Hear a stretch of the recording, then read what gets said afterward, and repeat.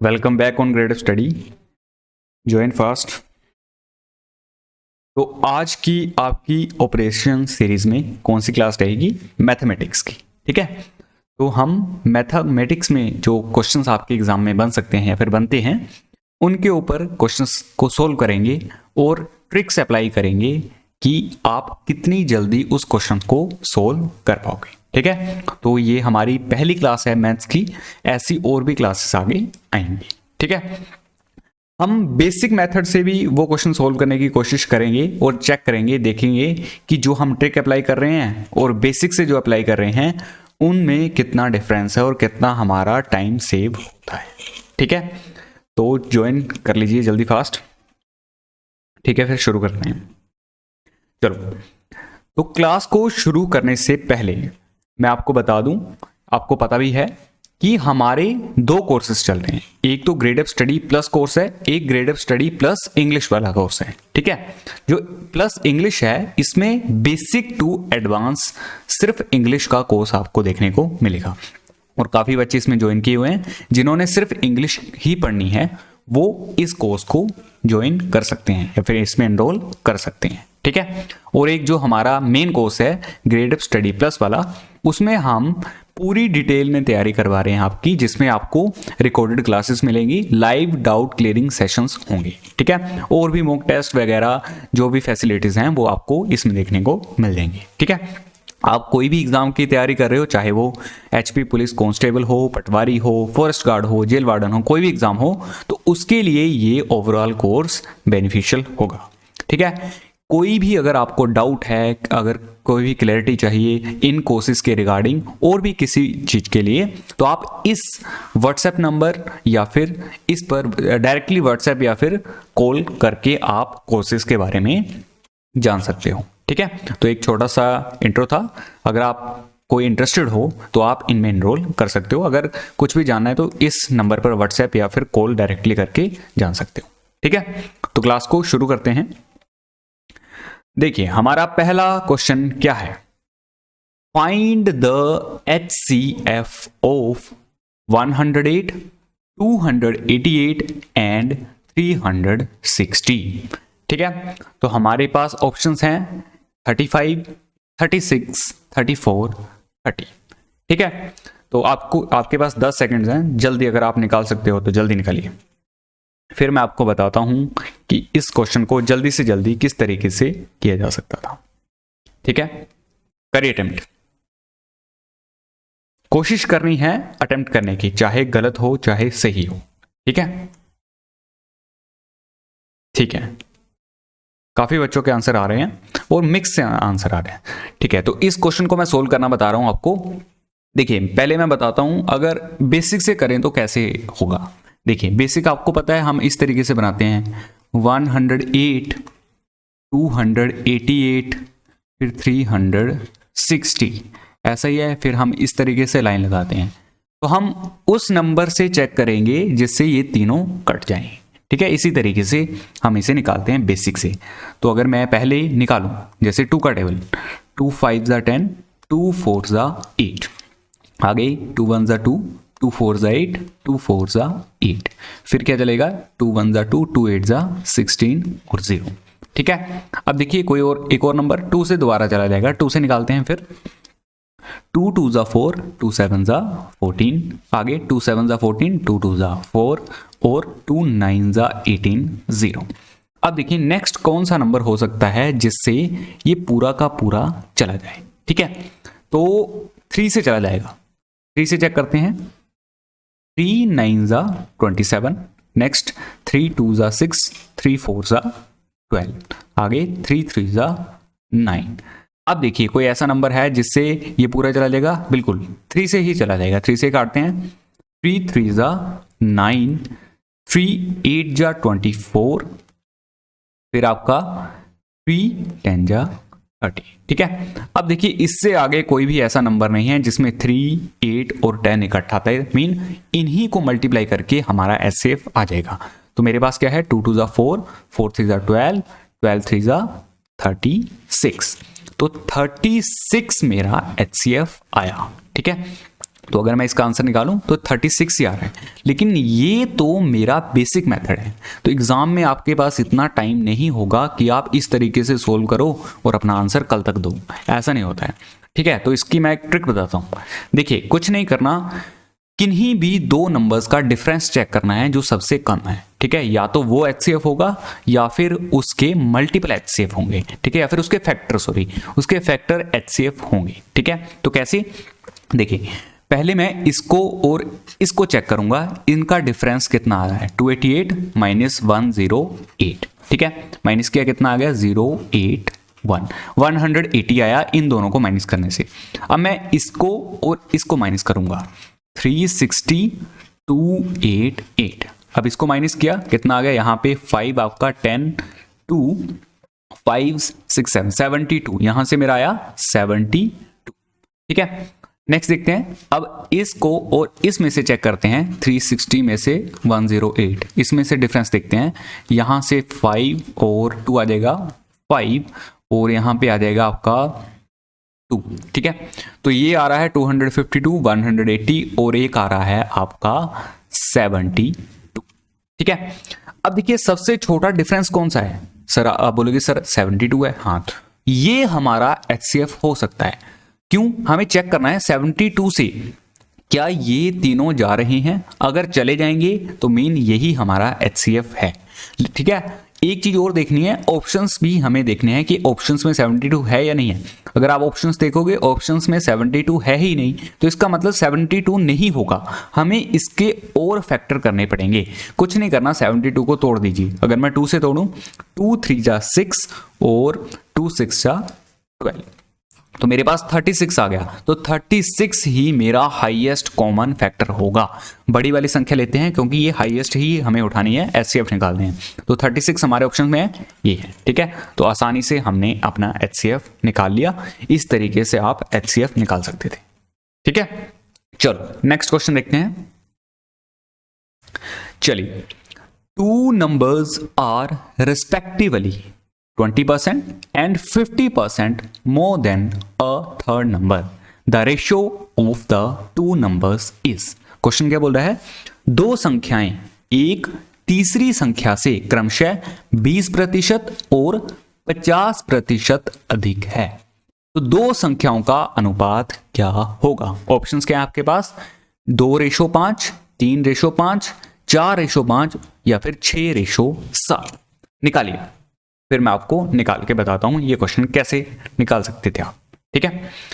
10 second है आपके पास, निकाल सकते हो, 10 सेकंड में निकल जाएगा ये, ठीक है। करिए attempt.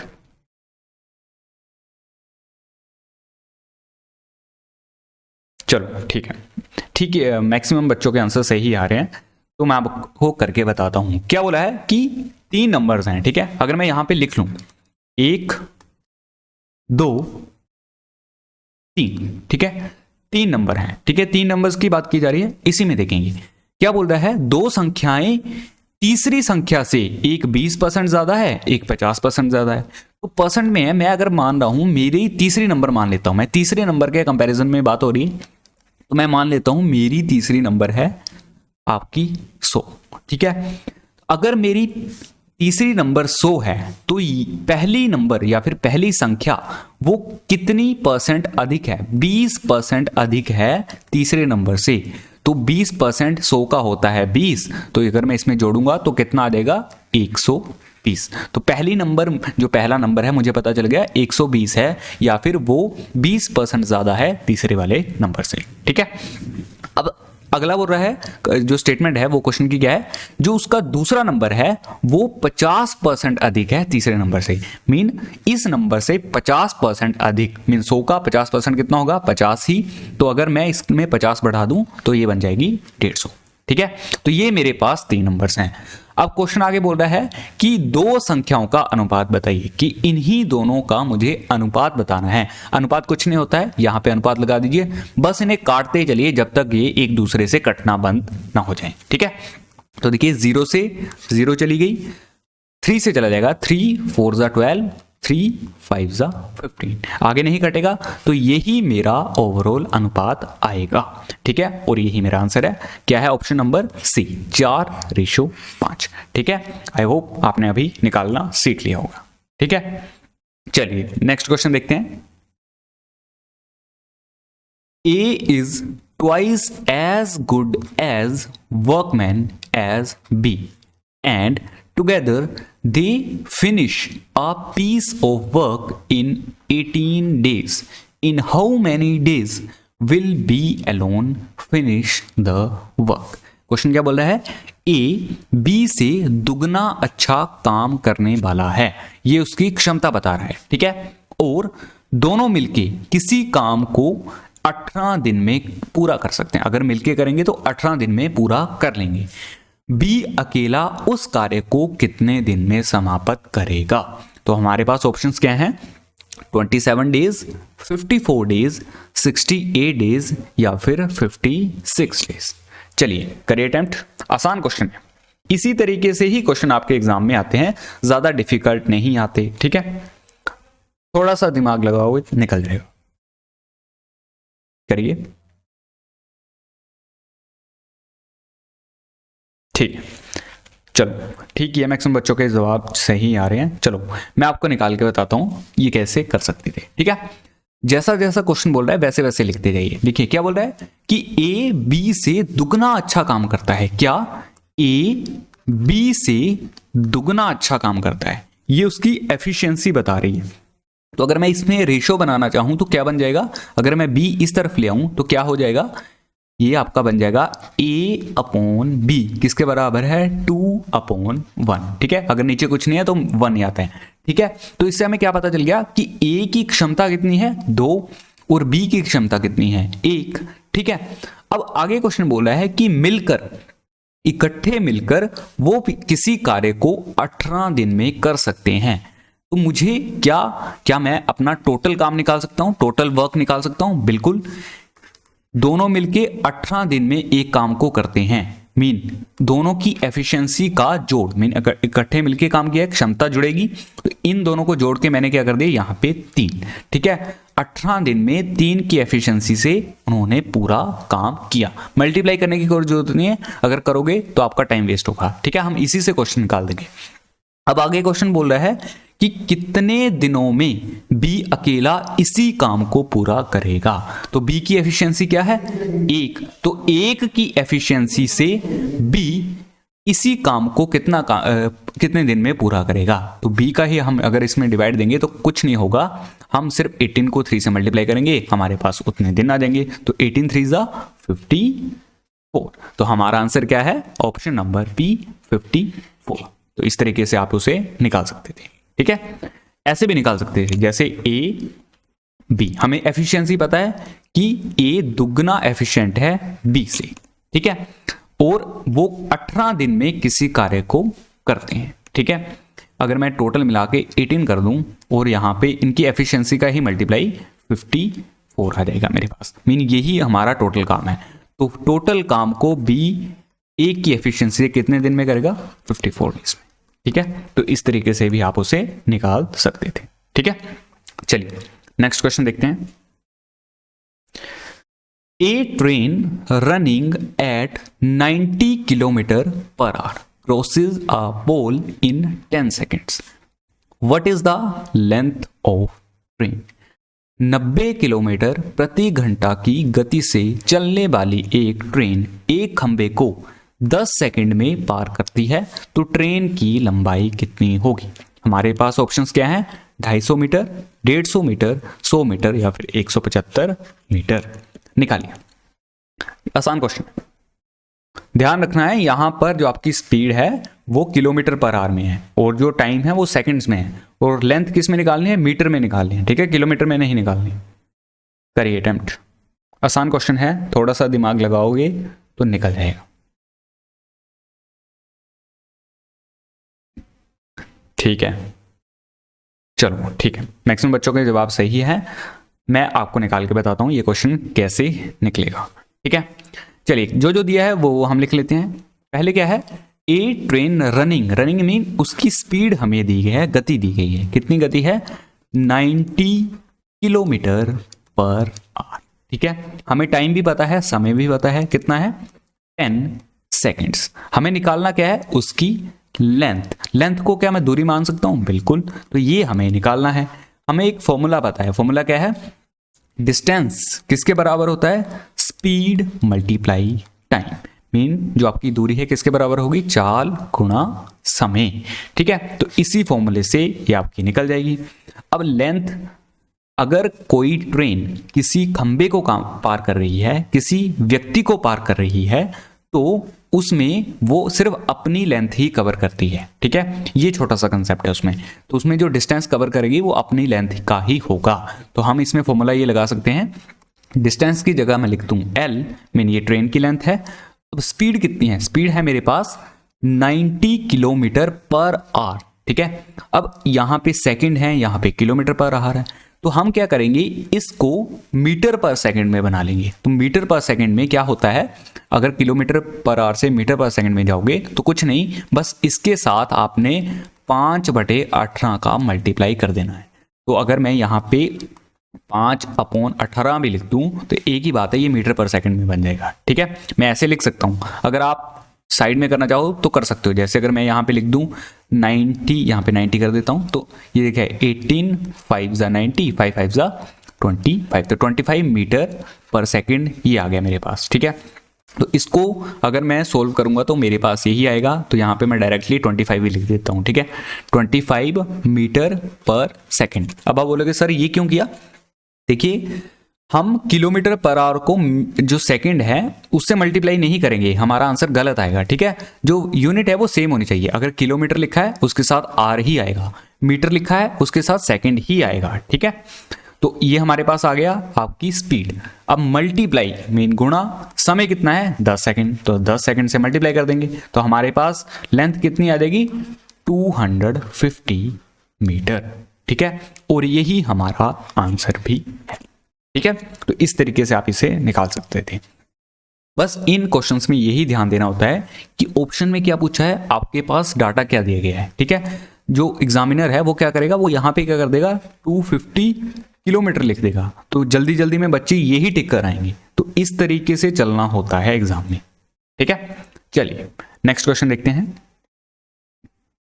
The ratio between the present age of Sudhir and Madan is 4:5. If after 5 years the ratio of their age becomes 5:6, what is the present age of Sudhir? Question क्या बोल रहा है, सुधीर और मदन की वर्तमान आयु का अनुपात 4:5 है। यदि 5 वर्ष बाद उनकी आयु का अनुपात 5:6 हो जाता है तो सुधीर की वर्तमान आयु कितनी है। ऑप्शंस क्या है, 18 वर्ष, 20, 22 या फिर 21 वर्ष।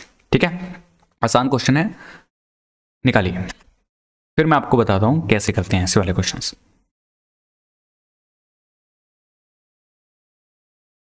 ठीक है, चलो ठीक है, मैक्सिमम बच्चों के जवाब सही हैं, तो मैं इसको निकाल के बताता हूँ कैसे निकालते हैं। ठीक है, ट्रिक कुछ नहीं है, ऐसी होती है ट्रिक। कौन सी ट्रिक है, इसे कहते हैं लड़ाई कंसेप्ट। लड़ाई कंसेप्ट मैंने शायद पिछली वीडियोस में भी आपको बताया था, तो ये क्वेश्चन उसी से निकल जाएगा। क्या बोला है, यहाँ पे लिख लेते हैं सुधीर, यहाँ पे लिख लेते हैं मदन। क्या बोला है, इनकी प्रेजेंट मीन प्रेजेंट एज की रेशो कितनी है 4:5। ठीक है, अब क्या बोला है 5 साल बाद, तो 5 साल दोनों बढ़ेंगे, तो प्लस 5 साल यहाँ पे प्लस 5 साल यहाँ पे, तो 5 साल बाद इनकी एजेस क्या बन गई, रेशो 5:6। तो ये हमारा बन गया सारा ओवरऑल जो हमने डाटा बनाना था। ठीक है, अब हमें निकालना है एक रेशो की वैल्यू, इससे हमें एक रेशो की वैल्यू निकालनी है, अगर वो आ गई तो हम प्रेजेंट एज निकाल लेंगे। ठीक है, तो लड़ाई कंसेप्ट में क्या करते हैं हम, सबसे पहले क्या करेंगे, देखिए इस वाले नंबर को इससे मल्टीप्लाई करेंगे, इस वाले नंबर को इससे मल्टीप्लाई करेंगे। ठीक है, इसको इससे मल्टीप्लाई करेंगे, जो आएगा उन्हें आपस में माइनस कर देंगे। ठीक है, देखिए 6 4 ज़ा 24, 5 5 जा 25, तो 25 में से 24 गया, कितना आ गया 1, तो यहां पे लिखना है वो 1। तो एक रेशो मेरे पास आ गई, किसके बराबर है? अगला नेक्स्ट स्टेप क्या है हमारा? अब इस नंबर को हम क्या करेंगे, इससे मल्टीप्लाई करेंगे, और इस नंबर को क्या करेंगे, इससे मल्टीप्लाई करेंगे। जो हमारे पास आएगा उन्हें आपस में माइनस करके यहां पे लिख देंगे। तो 6 5 जा 30, 5 5 जा 25, माइनस करके कितना आ गया 5, तो ये 5 मैंने यहां पे लिख दिया। अब इससे क्या हमें पता चला कि जो एक रेशो है वो किसके बराबर है, 5 के बराबर। तो बस हमें एक रेशो की वैल्यू पता है, अब कुछ भी निकाल सकते हैं हम। हमें क्वेश्चन ने क्या बोला है, किसकी निकालनी है, हमें सुधीर की वर्तमान आयु निकालनी है। तो सुधीर कहाँ है, ये है सुधीर। सुधीर की वर्तमान आयु का रेशो कितना है, उसका है 4 रेशो। तो अगर एक रेशो मेरे पास 5 है तो 4 रेशो कितना हो जाएगा, 5 का मल्टीप्लाई कर दूंगा 4 के साथ 20, तो मेरे पास आंसर कितना आएगा 20 ईयर्स। तो सुधीर की वर्तमान आयु कितनी है, 20 ईयर्स। ठीक है, अगर यहीं पे मैं अगर आपसे एक क्वेश्चन पूछूं, क्या मुझे बता सकते हैं मदन की वर्तमान आयु कितनी होगी, बताइए। सिंपल है, ठीक है। देखिए अगर एक रेशो 5 है तो 5 रेशो है सुधीर, जो आपका मदन है उसकी वर्तमान आयु 5 रेशो में है, तो 5 रेशो की वैल्यू कितनी आ जाएगी, 5 × 5 मीन 25 साल। ठीक है, इस तरीके से आप इसे निकाल सकते हैं। ठीक है, अब कई बच्चे होंगे वो बेसिक से जाएंगे। फॉर एग्जांपल जैसे वो करेंगे सुधीर की कितनी है वर्तमान आयु 4x, मदन की कितनी है 5x, 5 साल बाद क्या हुआ 4x + 5 अपॉन 5x + 5 किसके बराबर है, 5/6 के बराबर। फिर इधर मल्टीप्लाई करेंगे और x की वैल्यू निकालेंगे। तो ये सारा चीज हमने उस लड़ाई कंसेप्ट से कम कर दिया, मीन अपने टाइम को बचा लिया। ठीक है, सेम यही आंसर हमारा ऐसे भी आएगा। ठीक है, यहां से भी x की वैल्यू आपकी 5 ही आएगी, और आप मल्टीप्लाई करके जब सुधीर की वैल्यू आंसर निकालोगे तो वो 20 ही आएगा। ठीक है, चलो नेक्स्ट क्वेश्चन देखते हैं। The sum of 3 consecutive odd numbers is 20 more than the first number of these. What is the middle number? अब क्वेश्चन क्या बोल रहा है, ध्यान से देखना है।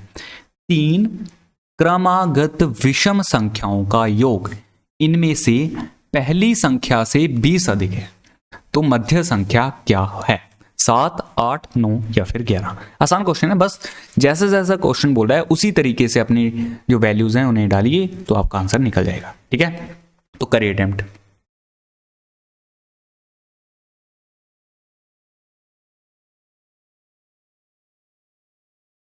ठीक है, चलो मैक्सिमम बच्चों के जवाब सही हैं। आसान क्वेश्चन है, देखिए कैसे कर सकते हैं।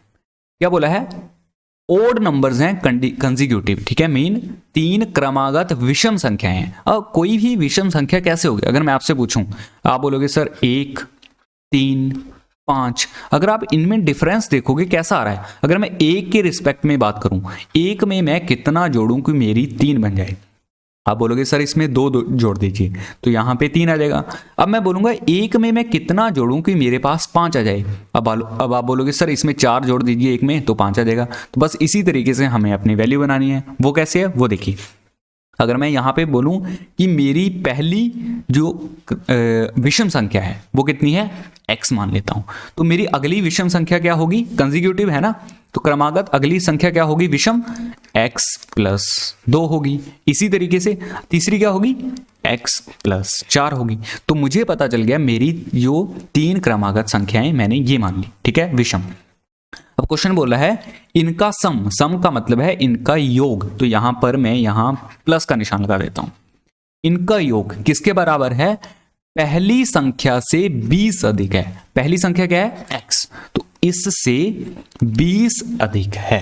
तो ये बन गया सारी चीज। अब इसी से मैं x की वैल्यू निकाल के और अपनी वैल्यू निकाल लूंगा। फॉर एग्जाम्पल अगर मैं इन्हें प्लस करूं तो क्या आ जाएगा, जैसे 1, 2, 3, तो ये आ गया 3x, और इनको प्लस किया कितना आ गया 6, किसके बराबर है, x + 20 के बराबर।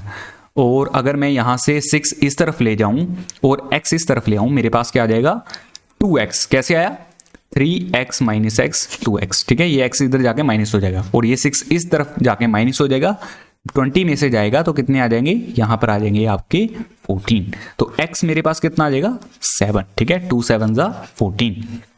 मुझे पता चल गया मेरी पहली संख्या विषम कौन सी है 7, तो अगली कौन सी होगी, इसमें 7 में 2 जोड़िए 9, इससे अगली कौन सी होगी 7 4 11, ठीक है। क्वेश्चन क्या बोल रहा है, बीच वाली कौन सी होगी, बीच वाली 9 है, तो मेरा आंसर क्या होगा, ऑप्शन नंबर सी, ठीक है। तो इस तरीके से ये क्वेश्चन टैकल होना था।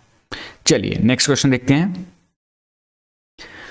What is the average of first 150 natural numbers, प्रथम 150 प्राकृतिक संख्याओं का औसत क्या है, ठीक है। हमारे पास ऑप्शंस हैं 70, 70.5, 75, 75.5।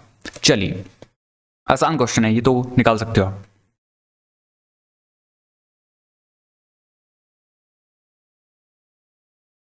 ठीक है, चलो ठीक है, मैक्सिमम बच्चों के आंसर सही हैं।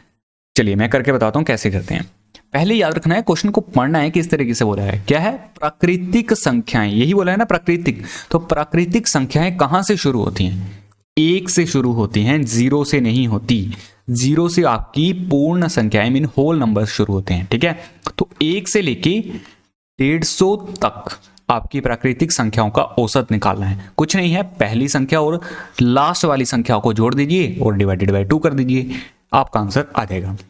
तो 150 प्लस 1 कितना आ गया 151 डिवाइडेड बाय, तो आप इसको डिवाइड कीजिए, 2 7 जा 14, 2 5 जा 10, 0.25 जा 10, तो आपके पास आंसर कितना आ गया 75.5। यही आपका 150 प्राकृतिक संख्याओं का औसत होगा, ठीक है।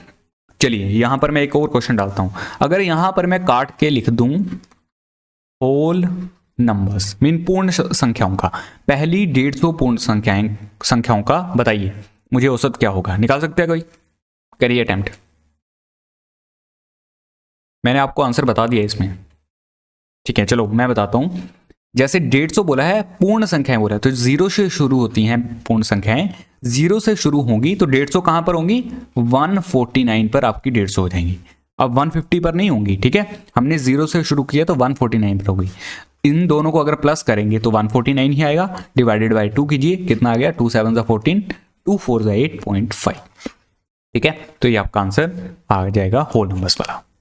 चलिए तो आज के लिए हम इतना ही करेंगे, नहीं तो ज्यादा हैवी हो जाएगा, ठीक है। अगर आपको नहीं समझ आया तो दोबारा देखनी है, ठीक है। अगर आपको नहीं पता चला कि हमने कौन कौन से मेथड अप्लाई किए तो आप देख सकते हैं, इससे आपको थोड़ा क्लेरिफाई होगा कि हम एक क्वेश्चन को कितनी जल्दी कर सकते थे विदाउट बेसिक मेथड लगाए हुए, मीन विदाउट फॉर्मूला लगाए हुए, ठीक है। और अगर आप इस तरीके की ट्रिक्स सीखना चाहते हो तो आप हमारे प्लस वाले कोर्स में ज्वाइन कर सकते हो, ये सारी टेक्निक्स हमने वहाँ पे सिखाई हुई हैं, ठीक है। और मैंने आपको बताया था स्टार्टिंग में, अगर कोई भी दिक्कत है, कुछ भी आपको जानना है प्लस के बारे में, प्लस कोर्सेज के बारे में, तो वहाँ पे एक व्हाट्सएप नंबर दिया गया है, वहाँ पर आप डायरेक्टली जाके अपनी क्वेरी पूछ सकते हो, या फिर इस वीडियो के नीचे आपको हमारा एक टेलीग्राम ग्रुप का लिंक भी मिल जाएगा और एक व्हाट्सएप ग्रुप भी है। अगर आपने वहाँ पे ज्वाइन नहीं किया है तो ज्वाइन कर सकते हो। क्लासेस की कोई भी अपडेट्स होंगी या हमारे कोर्सेज में कुछ भी अपडेट आता है तो हम वहाँ पे बता देते हैं, ठीक है।